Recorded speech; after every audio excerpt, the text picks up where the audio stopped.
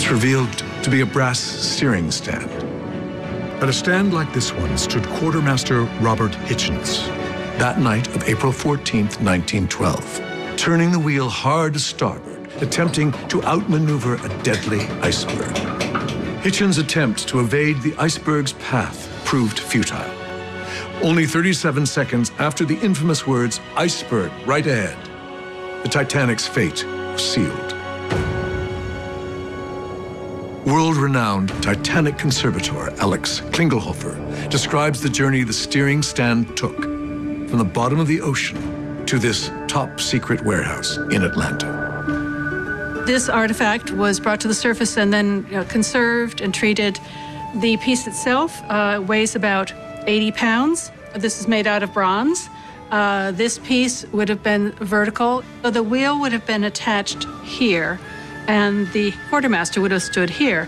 And basically, he's in charge of the helm, so he's the one that's controlling where the ship goes. For some crew members, the decisions they made would be forever tried in the court of public opinion. And few people in Titanic lore are as controversial as Quartermaster Robert Hitchens. He was the man that was at the ship's wheel during the collision, which is the biggest reason that people recognize him. And then the second biggest reason would be the fame of his interactions with Molly Brown, the lifeboat. Margaret, or Molly Brown, was a socialite traveling without her husband. Following the tragedy, she became known as the unsinkable Molly Brown. As Titanic was being evacuated, she was seated in Lifeboat 6. After the iceberg was struck, Hitchens was sent to help with evacuations. He was put in charge of Lifeboat number 6.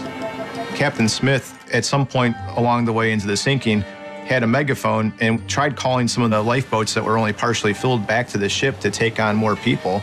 And Hitchens heard this order and refused to go back. As the Titanic sank, a lot of women in the boats, hearing the cries of distress, wanted to return. And Hitchens, he said, "It's our lives now, not theirs," and was accused of saying that there were only a lot of stiffs back there. Quite a few of these women in this boat had left their husbands or friends back behind. At that stage, he could have gone back and possibly taken on people safely and refused to do it. They row away and eventually tie up with boat number 16, rafting together. Hitchens then stood down from his station and prepared to take a rest. As soon as they stopped rowing, the women in the boats began to chill down and they found the cold intolerable and they wanted to resume rowing so they could remain warm. Hitchens objected. Margaret Brown, absolutely incensed. She threatened him and said, "We're going to do this anyways, and if you try to stop me, I'm going to throw you overboard." One of the women had to put their hand on Margaret's shoulder to try and settle her down, but she said later, "Oh no, if I tried to advance on him, he was so terrified of me, he would have gone overboard." You know, you've got Molly Brown, she's on the stage in books or mugs, and everybody loves her and sees her as this incredible heroine. And Robert Hitchens is this terrible bully, and it's not true. The first ship to respond to Titanic's rescue call was the RMS Carpathia. A flare from a lifeboat in the distance caught the crew's attention, and Carpathia spent the rest of the night picking up passengers from the lifeboats. At approximately 8 a.m., lifeboat number 6 rowed up to the Carpathia, one of the last to be rescued. It was a wonderful scene on the Carpathia where Margaret Brown and some of the other passengers of lifeboat number 6 come across Hitchens apparently gesticulating wildly and talking about the difficulties he had in installing discipline in his lifeboat. And of course, he looked up and saw Margaret Brown and her little entourage, and at that point he beat a hasty retreat.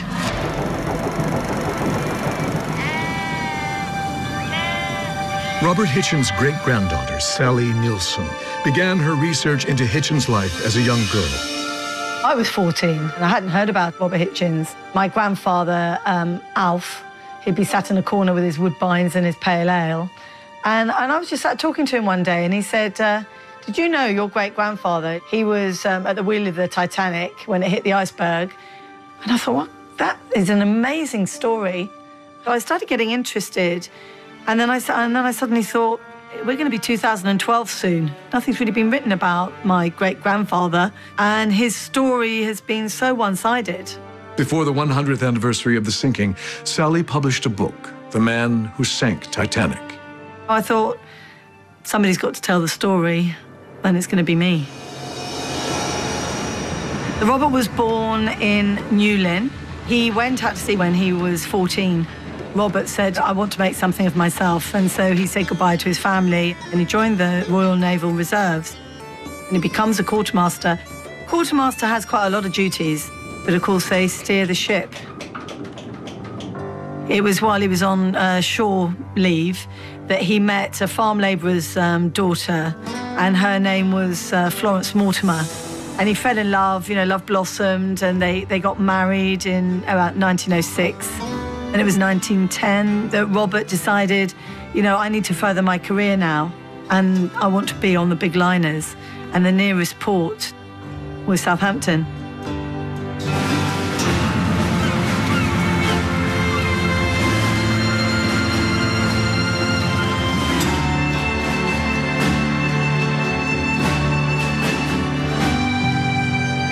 Southampton was a bustling sea town. It didn't become a city until the 60s. This wall shows all the 900 crew that were on Titanic, and there's hardly any photos. I'm just trying to find Robert Hitchens here, actually. And there were only about 165 who did survive. There he is. 1912, it was a terrible time. There were the coal strikes. Anything that ran on coal, so specifically the steamships were having a terrible time. So every single crewman was trying to get on a ship. When the coal strike was lifted on the 6th of April, they went charging down to the signing on offices to try and get on this fantastic ship that they'd heard about. He was 29 when he signed up at Southampton on the 6th of April. The paint was hardly even dry when Titanic came to Southampton from Belfast. Robert went down there with hundreds of other hopefuls, and he was the second quartermaster, actually, to sign up after the officers. The coal strike had meant that Southampton had been in terrible poverty, and now, at last, he had a berth on a ship and an opportunity to make some money. He was 12 years as a quartermaster before he went on Titanic. And Titanic was going to be the first ship that he was to sail on with the White Star Line. Florence, his beloved wife, she was 6 months pregnant with my grandmother, Phyllis May. And his parents and his family were so proud that he was going to be sailing on this fantastic luxury liner. It was just terribly, terribly exciting.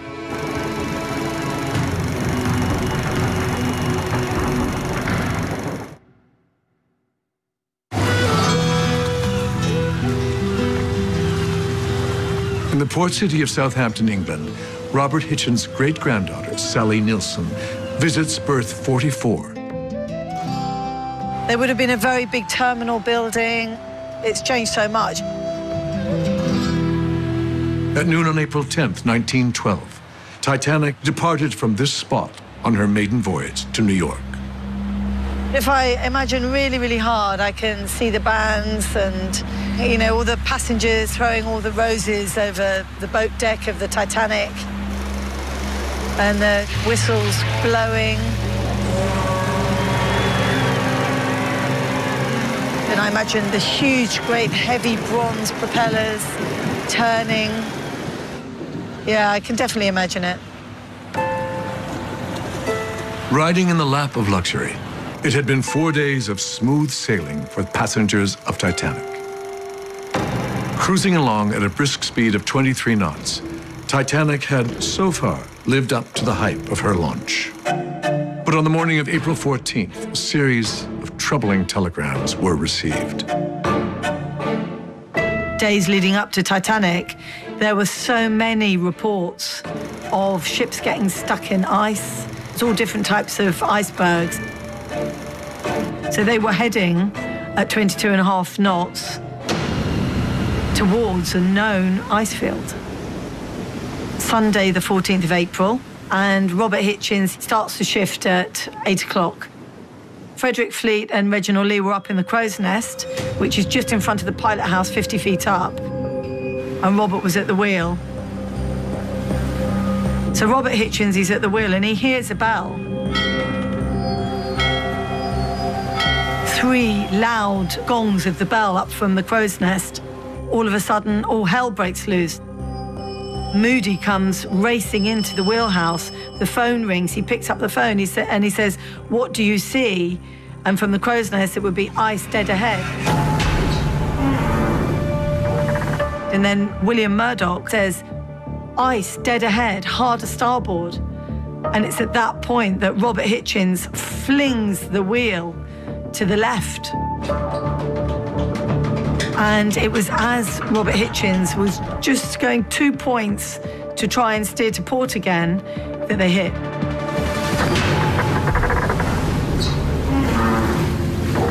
As Titanic turned to port, it very nearly avoided the iceberg altogether. In fact, the collision was along the starboard side at intermittent intervals. But the pressure of the berg against the hull plates caused them to buckle and open to the sea, which of course allowed the ingress of water. Once they breached 6 watertight compartments, it was inevitable that the ship would sink. Captain Smith comes out at that point from his cabin and he says, "What have we hit?" So Murdoch says, "We've hit an iceberg. You know, I hard starboarded, I tried to port round her, but it was too late. We already hit."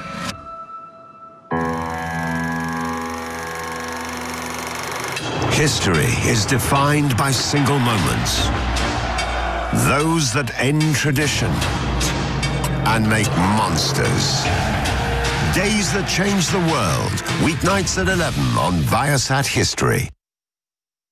Behind the lines of World War II, a secret battle was being fought. This is a war between the factories. Where engineering was pushed to the limits. The side that can produce more is always going to ultimately triumph over the other side. The untold story that changed the fate of the world. War Factories, weeknights at 10 on Viasat History. Beneath the image of a magnificent ruler was a vulnerable woman. They really like sex. There's an explosion of ostrich feathers. He gave meaning to people's lives. They wrote to each other obsessively. 28 women attended to her person. Cocaine wasn't the only drug she was partial to. Queen Victoria ate too quickly. They're her drawers. Royalty Revealed starts Sunday the 1st of December on Viasat History. Bringing prehistoric beasts back to life. They had this huge ambition to time travel back. Concentration camps on British soil. And that just shows us how much we've still got to learn about Nazi persecution in Europe. Eliminating the inferior. Hitler thought the Germans were a superior race. A series of programs revisiting the dark side of 20th century Europe. Terror of the Third Reich starts Monday the 2nd of December on Viasat History. Lives can take unexpected paths. Paths that can shape destinies. A whole new world has opened up. And some destinies shape the world.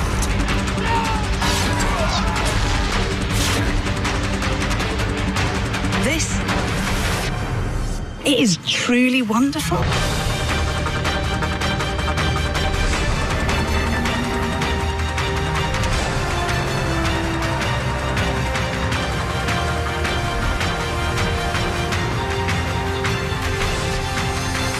The rest is history.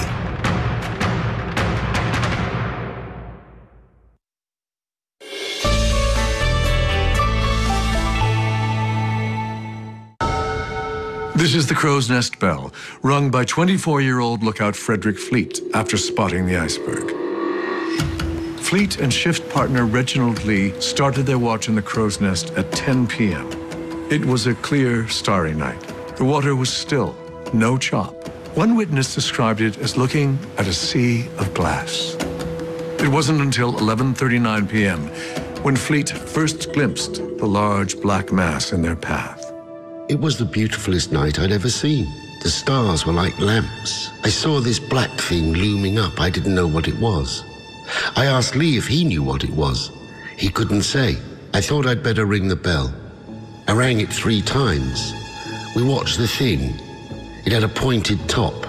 We didn't like the look of this thing. After ringing the bell, Fleet picked up his phone and called the wheelhouse, where 6th Officer James Moody answered the call. Iceberg right ahead. The officers had only 37 seconds to act.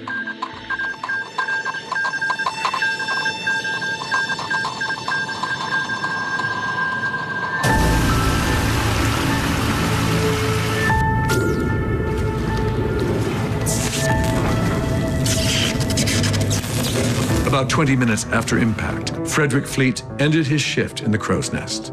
He was sent down to the boat deck to help with evacuations and directed to assist Quartermaster Robert Hitchens in loading passengers safely into lifeboat number 6. Robert had 25 in his lifeboat, 21 women and 4 men. It was really difficult because they're big, heavy wooden lifeboats. And Robert Hitchens said, take an oar, ladies and oar, do your best. And then they rowed and rowed as hard as they could so that they were nearly a mile away from the Titanic. And then they looked back.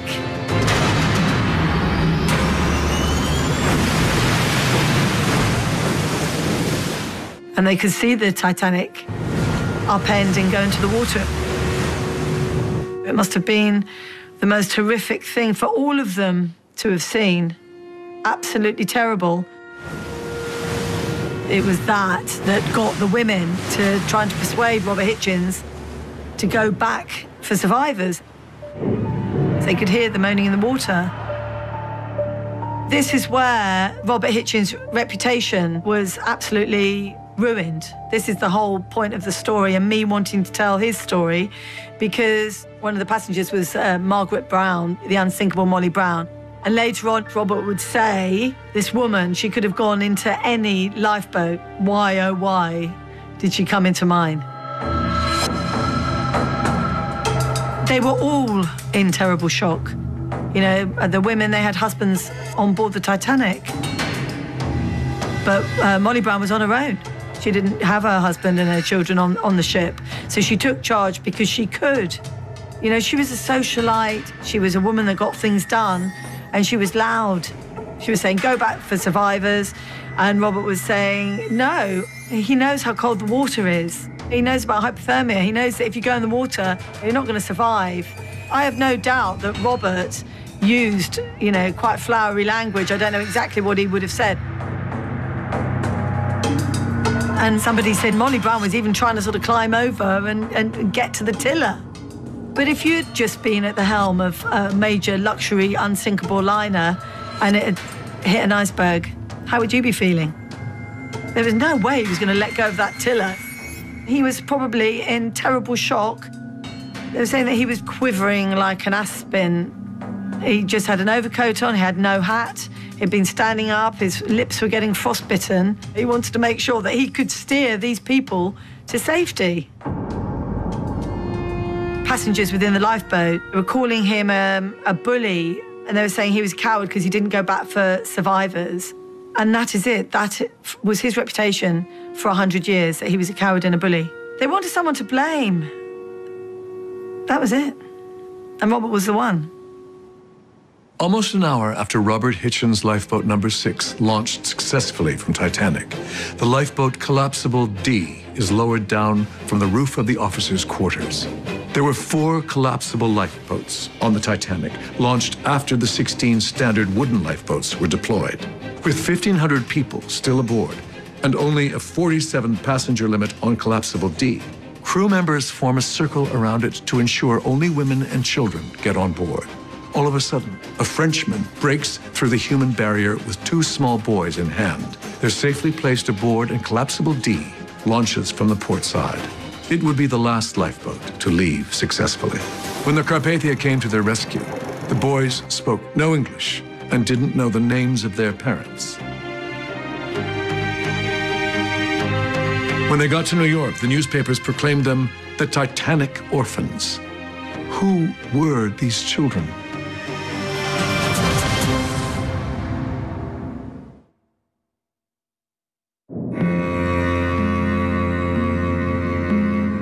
The range of artifacts recovered from Titanic's resting place can lead us to contemplate some of the saddest aspects of the tragedy. These are some clay marbles found at the debris site. One can imagine children rolling them down the Titanic's long promenade decks. There were 126 children aboard Titanic under the age of 14, and almost half of them would perish the night of the sinking. The so-called Titanic orphans would survive the tragedy.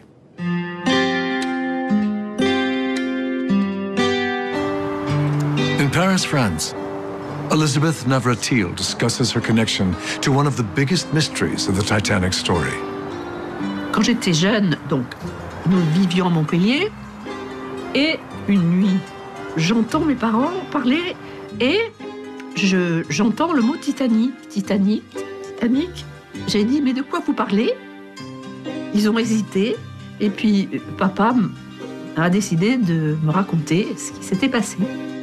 Et tout d'un coup, j'ai compris pourquoi mon grand-père était mort. Mon grand-père, Michel Navratil, il fait un apprentissage de couture à Vienne. Et ensuite, il va se perfectionner à Paris. Et ensuite, il est engagé par le meilleur tailleur de Nice. Et il devient le premier tailleur. Là, il y a une jeune fille qui est apprentie couturière, Marcel. Il tombe immédiatement amoureux de cette jeune fille et elle de lui. Ils se marient, ils ont 2 ans de bonheur, mais aussi ils ne s'entendent pas sur tous les points. The couple has 2 children in quick succession. But their relationship starts to break down. C'est Marcel et les 2 enfants, l'année où elle est infidèle, je pense. Quand Michel apprend qu'il est trompé par son meilleur ami avec sa femme, il devient fou de colère et fou de désespoir. Michel, in a fit of rage, decides to end his marriage and immigrate to Chicago, where he has family, and takes his children with him. Il ne peut pas imaginer de laisser ses enfants à Marcel. Il est allé à Monte-Carlo acheter 3 billets de seconde classe sur le Titanic. Et il s'est inscrit sous le nom de son ami Michel Hoffman. Ensuite, il va à Southampton directement parce qu'il a peur d'être arrêté par la police. Michel Navratil has kidnapped his 2 young sons and fled France.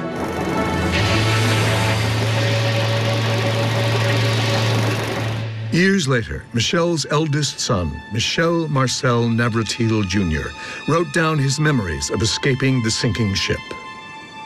Je fus réveillée par mon père. Il me porta dans ses bras sur le pont du Titanic, puis tous 2 nous placèrent, mon frère et moi, dans un canot qui était déjà à peu près pleine de passagers. Mon père me chargea de dire à ma mère l'affection qu'il avait pour elle et il nous quitta. Je ne savais pas que je ne le reverrais plus.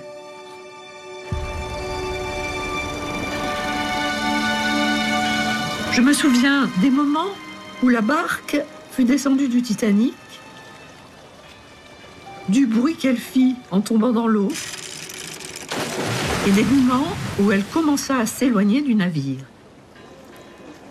Je me souviens de mon réveil dans la barque, après que je me sois endormie.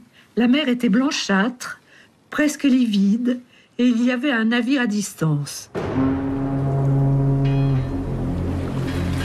C'était le Carpathia.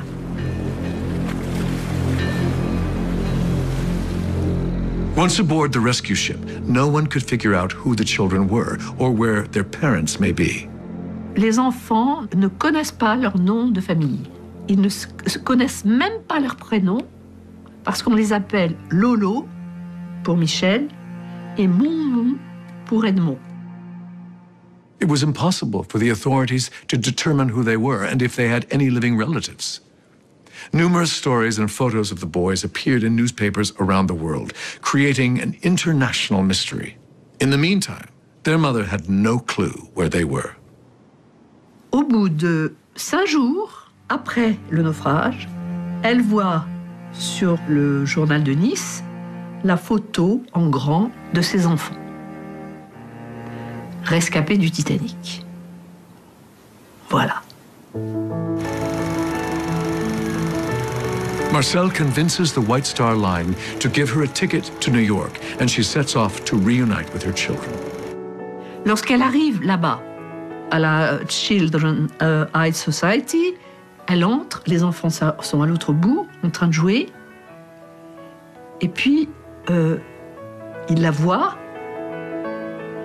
et tout le monde court, et ils se rejoignent au centre.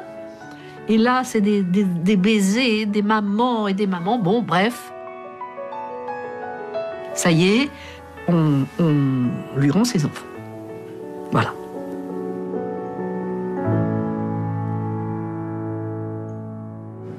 Michel Navratil Sr., the young boy's father, perished in the sinking. His body was recovered and he was buried in a Halifax cemetery, along with many others from the maritime disaster. Elizabeth's father, Michel Marcel Navratil Jr., died in 2001 at the age of 92. He was the last living male survivor of Titanic.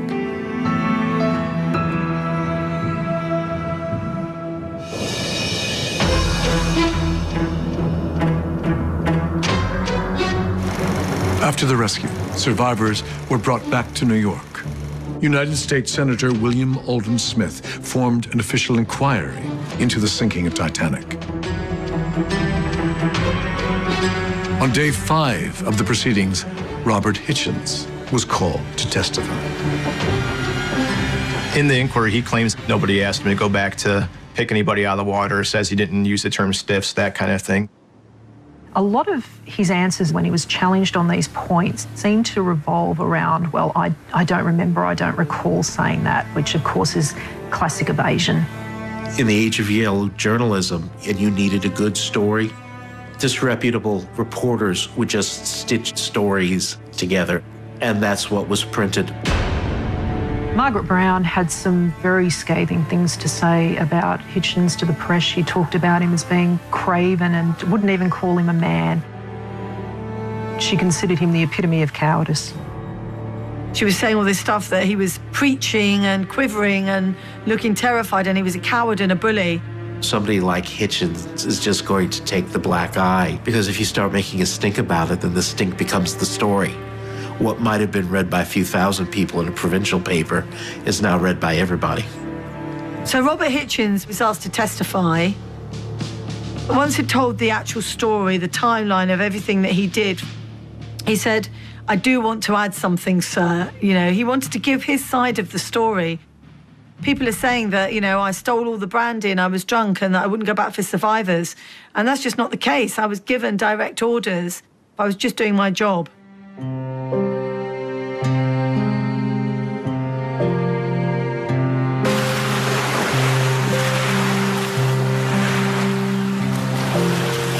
Nobody at any point said it was Robert's fault.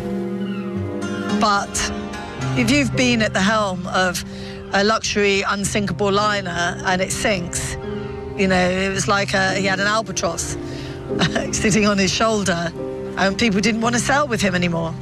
So for many years, he did sail a little bit, but on small ships. You know, there were many seamen who they went out to sea all their lives. It was all they knew. And that was certainly Robert. You know, he went out to sea when he was 14, and his whole life he was part of the sea in one continent or another.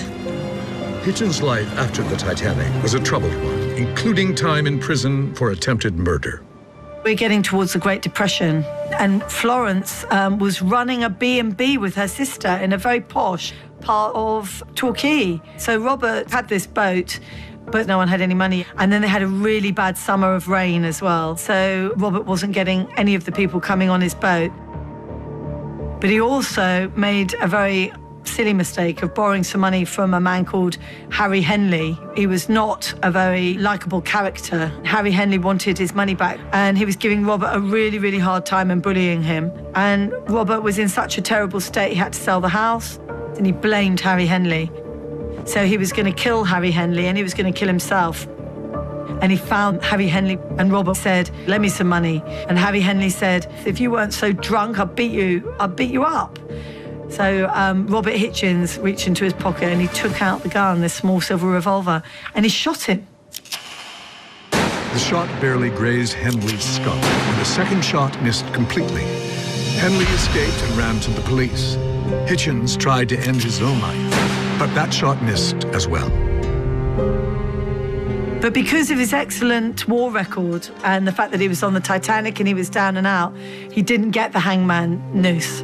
But he was given 5 years at Parkhurst Prison on the Isle of Wight. Even after his release from prison, Robert Hitchens' struggles continued. Florence was suffering with headaches, and she was diagnosed with a brain tumour. She died in early 1940. Robert went to Liverpool and picked up the English trader and took his last trip. And he was telling crewmen on the English trader, "I won't see England again. I want to be with Florence." And, you know, Robert died on the 23rd of September. His family never found out where he was buried, but it was assumed he was buried at sea. There's a wonderful photograph of him on the beach with Florence and her sister. You can see how much taller she is than him. Robert's standing there with the pipe. And I love that photograph. That is the... You see, that's right. That's what gets me. Sorry, because that's Robert. I just see him. I see him. It's like he's standing in front of me when I see that photo. You know, that is the kind, caring Robert. You know, he's probably got a great sense of humour, and the one that his parents loved and, you know, everyone else seemed to love, except for the people that were in the lifeboat.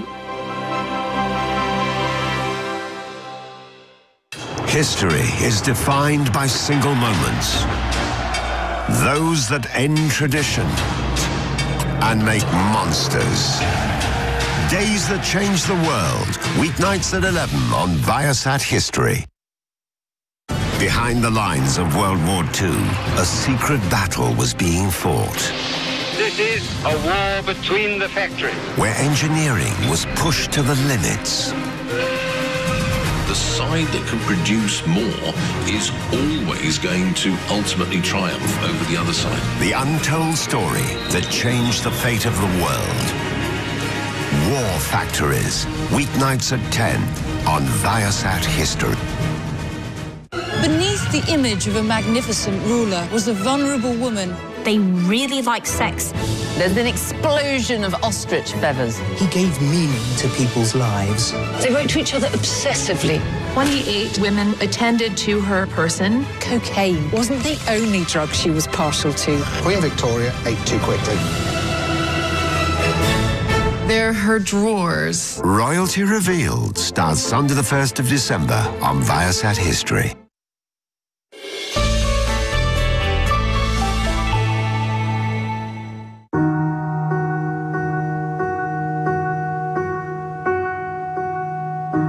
At the Senate inquiry in New York after the sinking, the young lookout who spotted the iceberg, Frederick Fleet, was also called to testify. His answers were terse and short. Every crew member who survived faced questioning to some degree or another. It might have been more acute in his case just simply because of the position he occupied, the position he was in when the collision occurred. The questions are pretty straightforward, most of them what he's asking, but it did seem like he was being maybe slightly evasive or at least defensive in his responses. When they asked, how quickly did you see that? He's like, well, I told him about it as soon as I saw it. And you could tell he didn't want to get blamed about not reporting it soon enough. They've just experienced the most catastrophic accident that the North Atlantic has ever seen. And he was the lookout. I think it's very natural that you would feel defensive. You would feel very vulnerable in that position. But he was a sensitive soul, and I think he might have read as criticism what wasn't necessarily intended as criticism. Questions started to arise as to why the lookouts weren't equipped with binoculars, or glasses, as they were then called. Will you tell me how long have you been of the rank of lookout? How long have you held that position? About 4 years. All the time I was in the Oceanic. When you were in the Oceanic and employed there as a lookout, did you have glasses? Yes. Glasses provided for you in the crow's nest? Yes, every trip. Did you ask for glasses? I did not, but Simmons did. You had better tell us what he said. He said there were none aboard for us. There could very well have been a set of binoculars in the crow's nest locker. The trouble was, the door was locked, and the man who had the key had been let go. Now, we know that they did have binoculars when they brought Titanic from Belfast to Southampton. One officer was placed in charge of the binoculars in a locked cabinet. You would always keep everything locked. But in the last day before they set sail, there was a change in the order of the officers. David Blair, the second officer, left the ship in Southampton. There was a reshuffle. A new chief officer was brought on board. He left the ship with the key to the crow's nest box in his pocket. Frederick Fleet and Reginald Lee, normally they would have taken binoculars with them, but there were none to be provided because they were locked up and unavailable to them. Do you think if you had had glasses, you could have seen the iceberg sooner? Certainly. How much sooner do you think you could have seen it? In time for the ship to get out of the way. So it is your view that if you had had glasses, it would have made all the difference between safety and disaster? Yes. Fleet's explosive claim that binoculars could have changed Titanic's fate caused a stir. But whether it's actually true has been hotly debated by historians.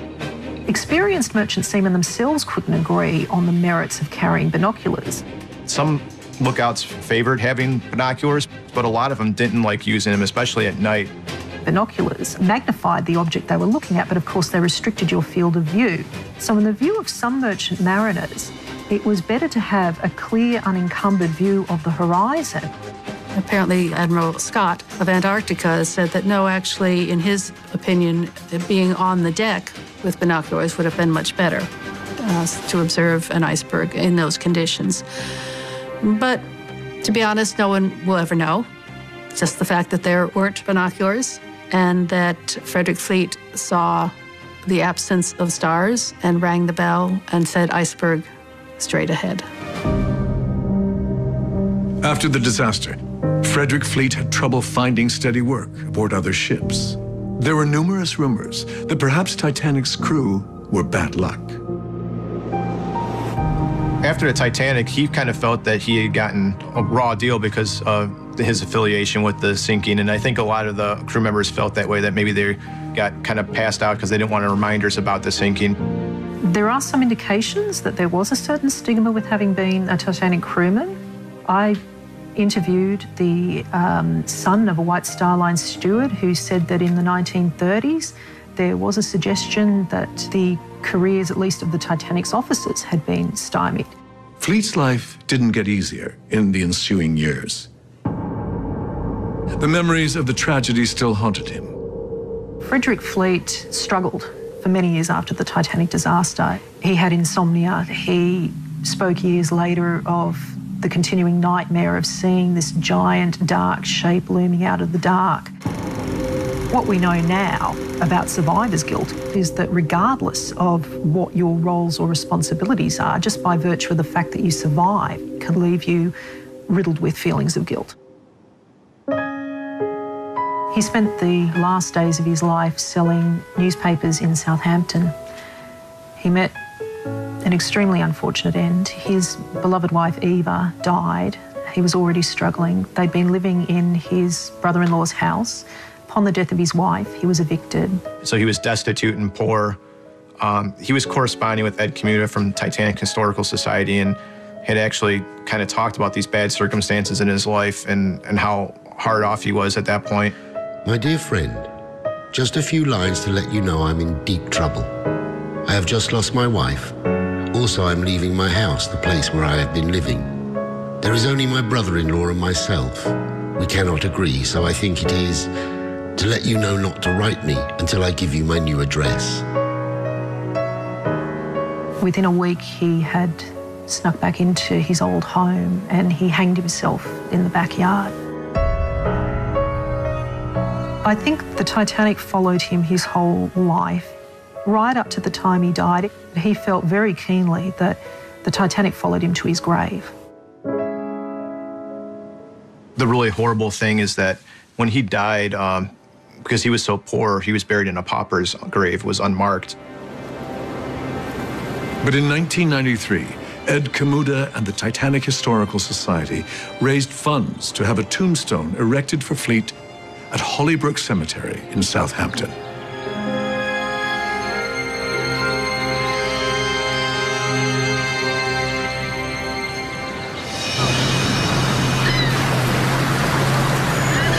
In Aberdeen, Scotland, at Trinity Cemetery, Robert Hitchens' great-granddaughter, Sally Nilsson, meets with City Council officer Ian Burnett. They thought that Robert was buried at sea. They didn't know where he was, and lots of family members tried to find him. They couldn't find him. But then in 2012, 2 weeks before the anniversary, I just thought, I've got to give it my last-ditch attempt to find Robert. And I was calling councils, libraries, everybody. There were tentacles of information and I couldn't find it anywhere else. So it was that second phone call when I spoke to Ian. And I said, Ian, please, can you just have one more look? I didn't even know who Robert Hitchens was, you know. I mean, I just said that I couldn't find him. And then she come back and then she said to me, do you know who he was? You know, and I said, no. And that's where she told me it was the helmsman of the Titanic, you know. You phoned me and you said something on the lines of, Sally, you're not going to believe this. Yeah. And I said, what? And you said, I found him. Yeah. I think I might have burst into tears, actually. You told me that within this little area here, there's 3 seamen. Yeah. So it's the company that actually bought the grave and paid for the burial for convenience. You know, if they're working for the company, almost a benefit or a perk to get them buried, not in a pauper's grave. I quite like the idea that Robert's not on his own, though. Yeah, he's got some mates down there. He's got some shipmates down there. Sally is raising money to erect a proper stone marker. In the meantime, a homemade cross will have to do. I just really, really hope that he's happy and he's got a little smile on his face, that, you know, some little minion were able to tell the proper story, you know, the real story about Robert Hitchens. That he was just doing his duty. So hopefully, in some small way, I've done it.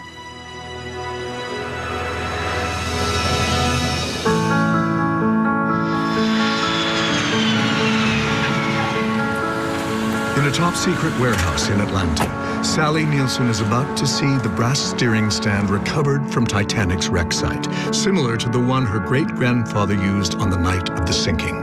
Hi. Hi, welcome. Hi, how are you? I'm great, nice to see you. Good to see you. You ready for this? Yes, I'm ready. Okay. Very excited. Yes, here we go. Here we are. That's it. Wow. Oh my gosh, there's wooden spokes out of it as well. It's amazing that it's still here. Of course, it would have stood about this high, so it would have been quite large. And this is where the wheel would have been. Yeah. So your great-grandfather would have stood behind there and turned the wheel. Oh my at that God. point. And if you notice here, it says port. It's inscribed port. Oh, yes. And then there's a bar that's starboard over here. And of course, you know, when he did he was asked to turn hard to starboard. Yeah. So he would have gone to this direction. Wow. Just to see this it's such a special thing. I mean, this links me to my great-grandfather and it's too much almost. Yeah. Funny, sorry. It's okay. I knew I'd be emotional about this, but Of course. it is just so incredible. Yeah. I can't believe that's come from the Titanic. I just feel so completely privileged and grateful. Amazing. Just absolutely amazing. Thank you. You're welcome. Thank you for coming. Yeah, it's wonderful. And sharing your story with us. Yeah, it's brilliant. Thank you. Titanic's sinking left no mark on the surface of the Atlantic Ocean. But in the sea of life, many of her survivors knew the mark of Titanic's sinking until their dying day. It's in their memory and recognizing the pain they suffered that we dedicate this episode.